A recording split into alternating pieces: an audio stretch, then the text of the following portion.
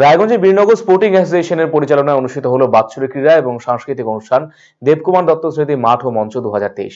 27 December বুধবার এই অনুষ্ঠানের সূচনা হয়। অনুষ্ঠান চলবে 31 ডিসেম্বর পর্যন্ত।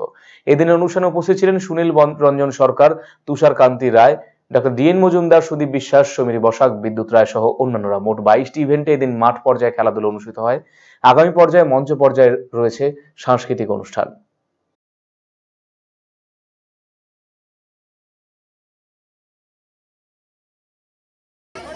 আজকের কর্মসূচি বলতে এটা হচ্ছে 21তম বর্ষ মাঠ ও মঞ্চ অনুষ্ঠান, প্রতিযোগিতামূলক বার্ষিক ক্রীড়া ও সাংস্কৃতিক অনুষ্ঠান। আমরা এই বছর 21তম বর্ষে পদার্পণ করব।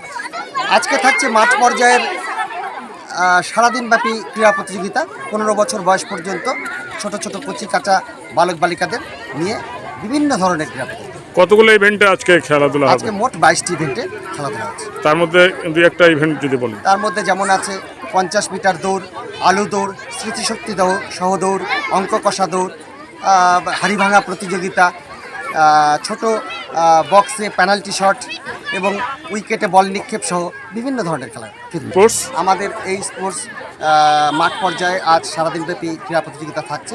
এছাড়াও থাকছে দাবা প্রতিযোগিতা এবং ম্যারাথন ব্রিজ প্রতিযোগিতা এবং 29 থেকে 31 ডিসেম্বর থাকছে মঞ্চ পর্যায়ে বিভিন্ন ধরনের সাংস্কৃতিক প্রতিযোগিতা।